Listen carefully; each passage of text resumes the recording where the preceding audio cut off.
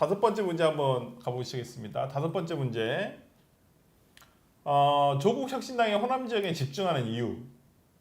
1번이 호남대한정당 자리매김, 2번 조국 대표 정치 기반 확보. 거의 비슷비슷한데 답이 되게 고르지는 쉽지는 않겠네요. 저 개인적으로는 2번을. 저는 1번 했는데. 제 이유가 있습니다.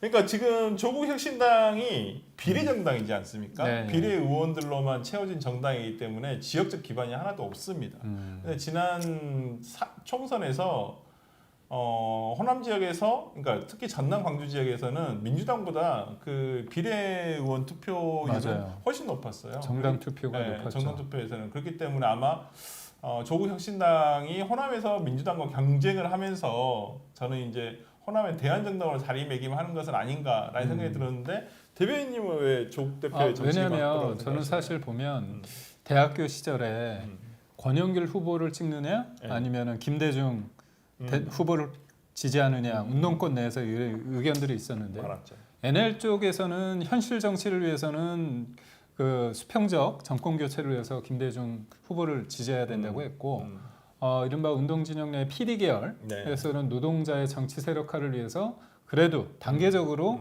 사표가 될지언정 그렇게 해야 된다. 권영길 후보를 해야 된다. 그리고 나서 2004년도에 민주노동당 국회의원이 10명이 됐습니다. 맞습니다. 제 이 얘기를 왜 하냐면, 저는 이제 조국 대표를 좀 비판하고자 하는 거죠. 그러니까 금정에서 단일화하는 부분 뭐라고 할 수는 없지만 호남은 가능하니까 하고 저기는 불리하니까 단일화한 거잖아요. 근데 만약에 조국 대표가 당을 위해서 뭔가 조국 혁신당을 위해서 한다면 지금 씨를 뿌리는 단계예요.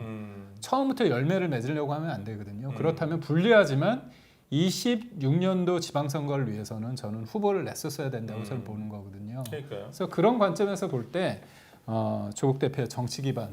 그럴 수 있죠. 그렇게 저는 생각합니다. 조국 혁신당은 특히나 조국 대표의 사법 리스크, 이제 대법원에서의 결과가 어떻게 되느냐에 따라서도 상당히 좀 큰 파장이 있을 거기 때문에 아마 본인들은 지금 지역에 뿌리를 내려서 다음 지방선거, 그다음에 대선 이후에 벌어질 수 있는 총선에 대해서도 아마 당의 연속성을 가져가려고 아마 지역 기반을 들고 있는 지역에서의 후보들을 계속 내려고 하는 것은 아닌가라는 저는 생각도 좀 들고, 조국 대표의 정치 기반 확보도 당연히 있다고 저는 봅니다. 한번 결과를 한번 카운트다운 됐나요? 10.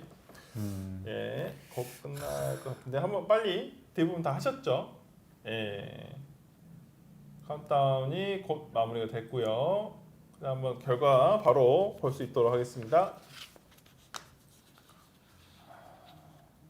8대2 정도 나오나요? 이거 되게 비슷하네요. 이거에 대해서는. 그러니까 아마 저는 둘 다 답이 될 수 있다고 저는 개인적으로 맞습니다. 생각을 하고요. 거기에 대해서 조금 참여자분들이 이제 그 조국 대표의 정치 기반 확보에 조국이라는 조국 혁신당 당명에 걸맞게 조국 대표에 조금 더 포커스를 두고 판단하신 것은 아닌가라는 생각이 듭니다. 그래서 한번 이것도 성별로 봐보면 이건 좀 성별에 따라서 조금 많이 다르네요. 그러네요.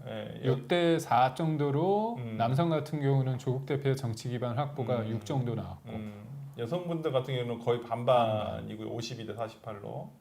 그다음에 세대별로 보면 10대 20대는 거의 뭐 이 호남 정당 대안 자리매김 한다는 것이 33, 38. 적네요, 되게. 근데 40대는 좀 30대는 오히려 거의 비슷하거나 오히려 더 많고요. 그다음에 40대가 오히려 조국 대표에 훨씬 더 가중치가 있고 50대는 반반이고요. 그다음에 60대 이상에서는 호남 정당 대한정당으로서의 역할을 하기 위함이다라는 것이 많네요. 조금 더 많습니다.